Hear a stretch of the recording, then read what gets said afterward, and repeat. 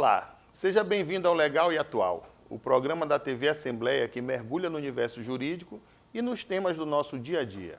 Aqui abordamos questões de direito com profundidade, mas de um jeito acessível, pensando em toda a sociedade. Os temas aqui tratados, sempre atuais, são analisados e debatidos com especialistas e personalidades. No estúdio, a entrevista de hoje é com a médica dermatologista Thaís Costa Alves, que vai falar sobre os desafios dessa especialidade médica no século XXI. O Legal e Atual está no ar.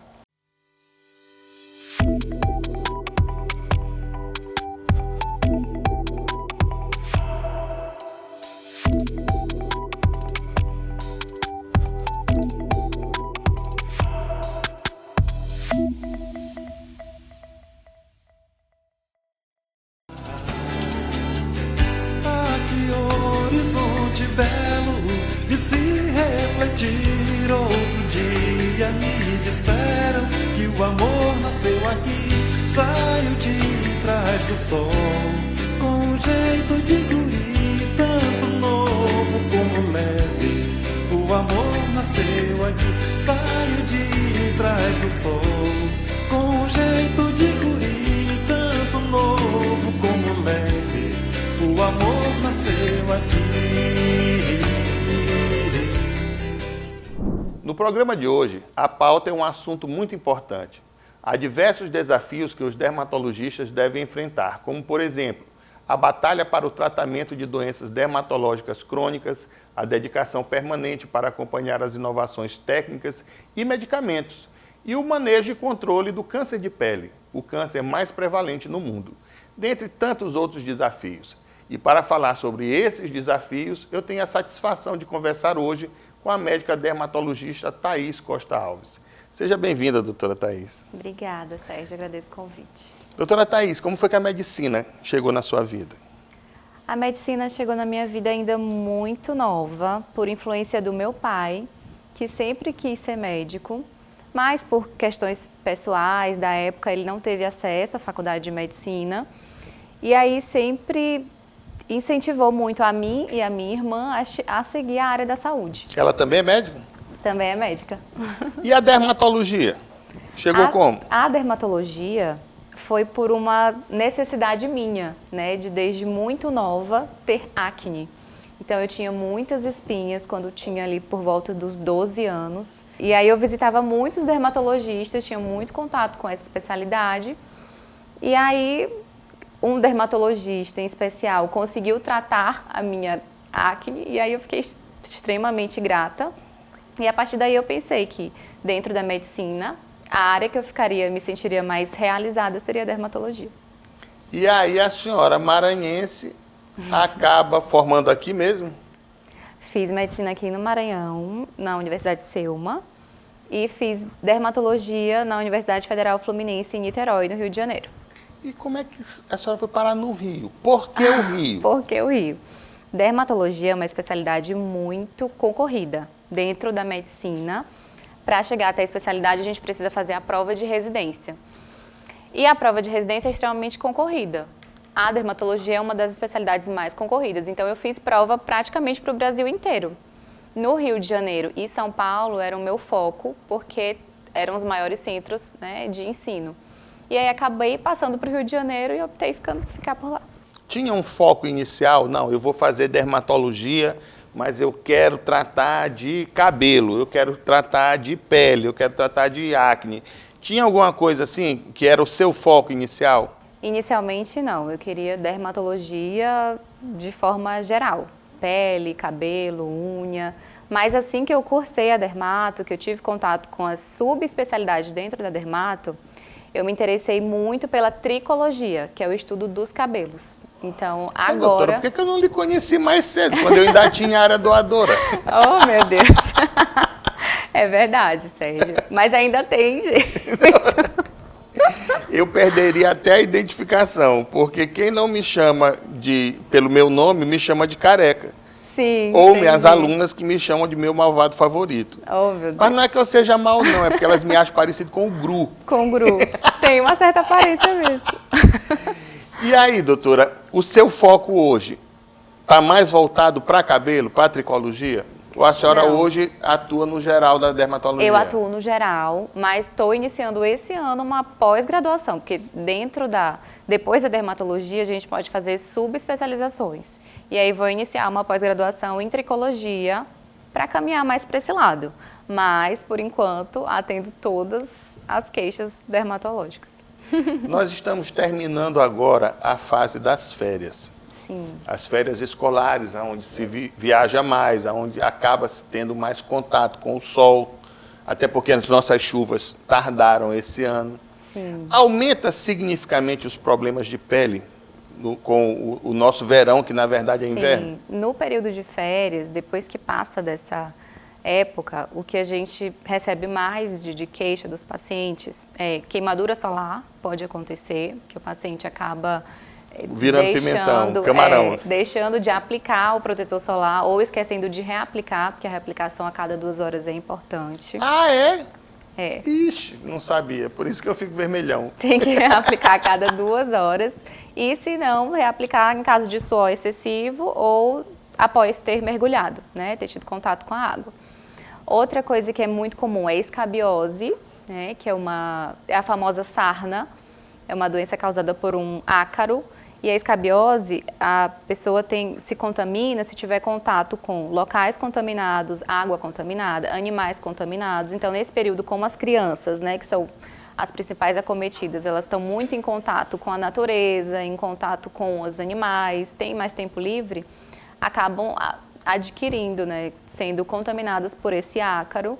E é uma doença que acomete mais crianças e idosos mesmo. E nas férias a gente percebe o aumento do número. Doutora, eu lembro que na minha infância, adolescência, eu ouvia muito falar sobre o que eles chamavam de bicho geográfico. Sim. Né? Eu já tinha medo de ir para a praia, se eu olhava um cachorro de longe, eu já ficava com medo de sentar para brincar na areia. Sim. A incidência é muito grande do bicho geográfico? É muito grande, principalmente nos pés, né, que é o local que tem mais contato com areia contaminada com fezes de gato ou de cachorro. E muitas vezes o paciente demora até ter esse diagnóstico, porque é uma doença muito antiga, né, mas que às vezes é de difícil diagnóstico pela forma que a lesão se apresenta, né? Geralmente é uma lesão linear, circinada, e o paciente coça tanto que machuca, e aí vão vindo outras afecções, né? Contaminação secundária, infecção secundária, a lesão muda de aspecto, e aí às vezes é difícil até para o paciente chegar ao diagnóstico, mas é muito comum. Então a gente tem que evitar andar descalço, né, nessas areias. Brincar ali. Nessas areias que não tem tanta proteção, porque geralmente a areia de ambientes controlados, tipo locais que faz beach tênis, eles tratam a areia, mas na praia não tem esse cuidado, as pessoas não têm esse cuidado. Então tem que ter cuidado. E como trata, doutora? Ele é fruto das fezes do cachorro, do gato e do gato também, né? Cachorro e do gato também. E como trata? É operável? É por medicação? O tratamento é muito simples, é com medicação antiparasitária, aqueles mesmos remédios que a gente toma para verme, né, para verminose, e uma pomadinha para aplicar. Olha, remédio de verme, ele faz um sucesso danado, né? Na época da pandemia dizia que matava até até o Covid, até vírus. É verdade. Doutora, e o câncer de pele? Sim. Aqui no Maranhão nós temos em grande quantidade? Chega a ser numeroso para fazer frente a uma estatística, por exemplo? Com certeza. Não só no Maranhão, como no mundo inteiro, né? O câncer de pele mais comum, o câncer mais comum é o câncer de pele não melanoma, que a gente fala, que é aquele câncer de pele menos agressivo, isso é verdade, mas que não deixa de ser um câncer, né? Então, quando que a gente deve desconfiar de que certa lesão pode ser um câncer de pele? Então, tem que sempre desconfiar de uma lesão que nunca cicatriza, principalmente nas áreas de risco, que são as áreas que ficam mais expostas, a face, os braços, o dorso superior. Então, se tiver algum sinal de surgimento recente ou um sinal um pouquinho mais antigo, que fica muito vermelho, que sai secreção, não cicatriza, lesões que aumentam também de tamanho num curto período de tempo, tem que buscar o dermatologista para passar para uma avaliação. O que chama a atenção é aquela lesão pretinha com alguma borda, alguma coisa assim? As lesões mais escuras, as hiperpigmentadas que a gente chama, as que chamam mais atenção pela coloração, a gente desconfia mais de um outro tipo de câncer de pele, que é o melanoma. E aí a gente tem que ficar atento em relação ao tamanho da lesão, à simetria da lesão. Quanto mais assimétrica e bordas irregulares, mais a gente fica preocupado.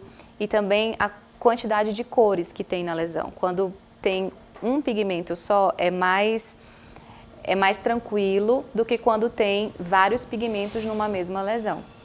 E qual dos dois é mais grave?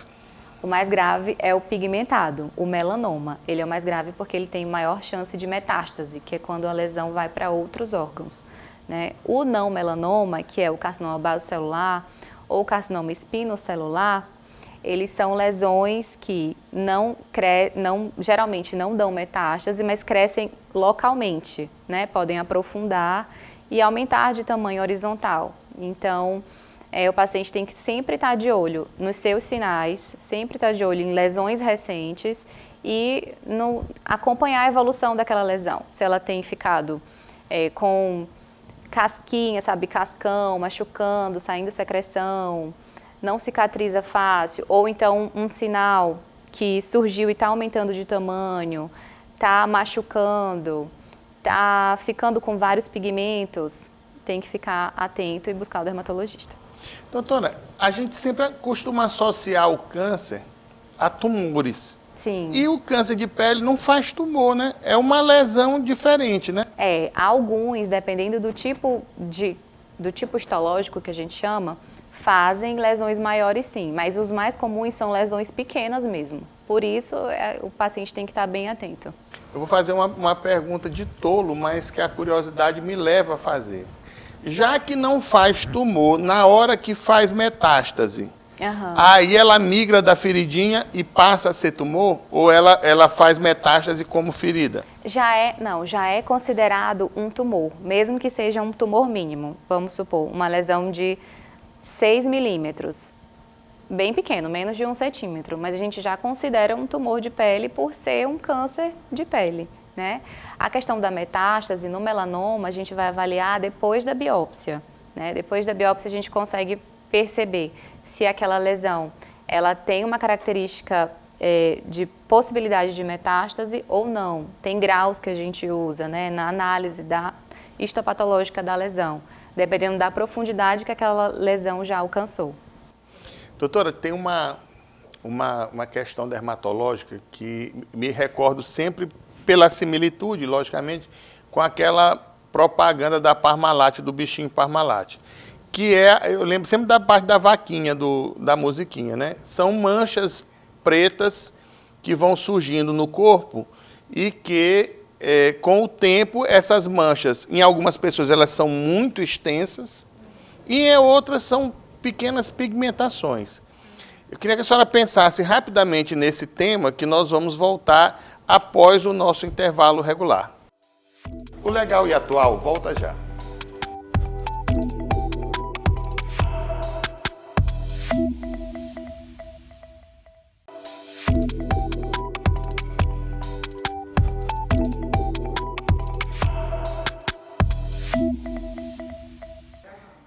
Estamos de volta com o programa Legal e Atual na TV Assembleia. E a nossa convidada no estúdio é a médica dermatologista Thaís Costa Alves. Doutora Thaís, essa pigmentação que acomete algumas pessoas, eu conheço aqui no Brasil, deve ter no mundo todo, que nós não somos diferentes dos demais locais. São pequenas manchas, mas em algumas pessoas essas manchas tomam conta do braço, às vezes do rosto, parte da coxa, etc. Não chega a ser um câncer, né? Mas é uma marca que se tem. Como é que trata esse tipo de coisa?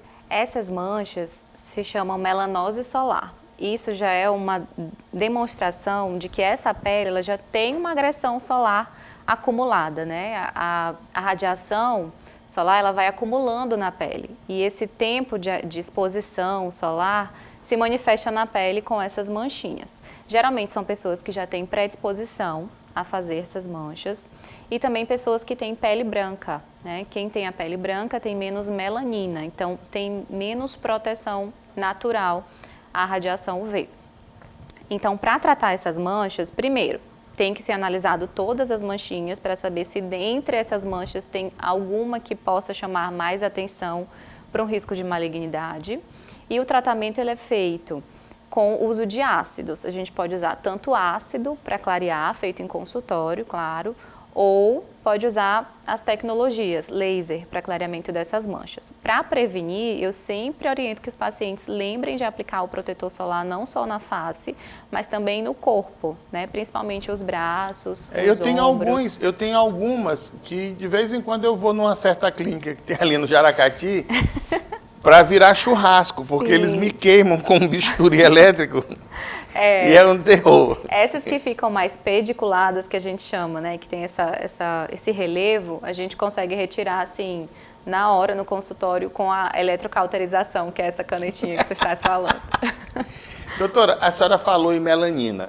E melanina, para aqueles que estão nos acompanhando de casa, é que dá o tom escuro da pele. Pigmentação da pele. A senhora teve um destaque muito grande no ano passado ao participar de um congresso de dermatologia, Sim. onde a senhora apresentou um texto que integrou a publicação do certame. E ele era voltado para os cabelos das pessoas negras. Sim. Fale um pouco a respeito, por favor. Então, ano passado eu tive a oportunidade de lançar o capítulo de um livro que eu participei, né, fui autora. O livro era Dermatologia para a Pele Negra e dentro desse livro eu fui autora do capítulo de Alopécia de Tração. A alopécia de tração é um tipo de queda de cabelo que é mais comum no paciente de pele negra, no paciente afrodescendente, porque são os pacientes que são que estão mais envolvidos nessa questão de fazer penteado, né? Fazem bastante aquelas penteado. trancinhas, né? Bem Isso. baixinhas, coladas no couro cabeludo, né? Processo de estilização capilar, esse é o termo que eu estava procurando. Então, a estilização capilar ela é mais comum no paciente afrodescendente que tem o cabelo afro. Então, geralmente faz aquelas trancinhas bem apertadas, faz um coque um pouco mais alto, um rabo de cavalo um pouco mais apertado, porque faz parte da questão cultural também, né? Às vezes, desde criança, a mãe já ensina a fazer os penteados, e aí o cuidado que a gente tem que ter é que pitó, né? Tem aquele negócio de fazer o pitó. Essa tração constante no fio, de ficar puxando o fio aqui muito próximo do couro cabeludo, faz com que o cabelo caia nas áreas que sofrem mais tração. E aí, inicialmente, o paciente começa a apresentar algumas falhas no couro cabeludo, mas se continuar fazendo tração, pode ter perda permanente dos fios. Gerar uma calvície locais. mesmo, né? Gerar uma calvície pela E tração. como trata isso, doutora? O tratamento... Porque dizer para ele tirar a cultura dele de não tracionar vai ser difícil. O tratamento é mais com a orientação de quais penteados são mais adequados. Então, eu sempre oriento, principalmente as mães, né, das meninas, né, que fazem esses tipos de penteado, a não fazer penteados muito apertados. Nunca, se a criança estiver reclamando de dor de cabeça, sensibilidade no couro cabeludo por conta do penteado, sempre deixar o penteado um pouquinho mais soltinho, rabo de cavalo, fazer rabo de cavalo mais baixo, porque o mais alto também gera mais tração. Paciente que faz estilização com trança, não fazer com tanta frequência, quando fazer, orientar a pessoa que estiver fazendo a não apertar com muita força, né? Nas áreas que já tem alopécia, que já tem queda de cabelo, já tem áreas mais falhadas, a gente consegue avaliar para ver se ainda dá para usar medicações para o cabelo voltar a nascer naquele local, né? Mas o tratamento principal é a prevenção, é o paciente saber quais tipos de penteado ele pode usar. Doutora, e para o calvo em geral? Porque eu lembro que na minha adolescência surgiu 2 remédios que se dizia que seria a solução do careca e não foram. Ajuda, mas não resolve. Que foi o minoxidil e a finasterida. Sendo que a finasterida ainda tinha um efeito secundário de causar impotência sexual, né? Como é que está esse mundo do careca hoje em dia? Do calvo? Hoje em dia, a verdade é que dos tratamentos que a gente tem tradicionais e que tem evidência científica, ainda são realmente A finasterida. Não tem pra onde correr. A finasterida Então, e isso é que nem dutasterida. injeção, que não evolui. E o minoxidil. Só que hoje a gente já tem mais estudos para poder prescrever essas medicações com segurança, né? O intuito do minoxidil é acelerar o ciclo capilar e fazer crescer mais fios, estimular mais o crescimento dos fios e talvez conseguir ali engrossar um pouquinho mais o diâmetro daquele fio. E a finasterida ou a dutasterida são as duas medicações que conseguem realmente diminuir, né, barrar ali a evolução da alopecia androgenética, que existem diversos tipos de alopecia. Mas essa alopecia mais comum, que é a calvície, né, tanto feminina quanto masculina, ela é causada por um aumento da ação dos hormônios masculinos no couro cabeludo, que fazem o folículo fazer um fio. O folículo é por onde sai o fio. É o negócio do bulbo, né? Isso, por onde sai o fio. E aí o folículo é a máquina que produz o fio de cabelo. Esses hormônios masculinos, eles fazem o fio nascer cada vez mais fino e cada vez mais curto. Então, ao longo do tempo, o paciente hormôniozinho urubulino. O paciente comenta que, doutor, o meu cabelo não cresce mais como ele crescia antes, ele não cobre mais o meu couro cabeludo como cobria antes, e é por isso. Então, a gente usa essas medicações para inibir a enzima que faz esses hormônios atuarem no couro cabeludo.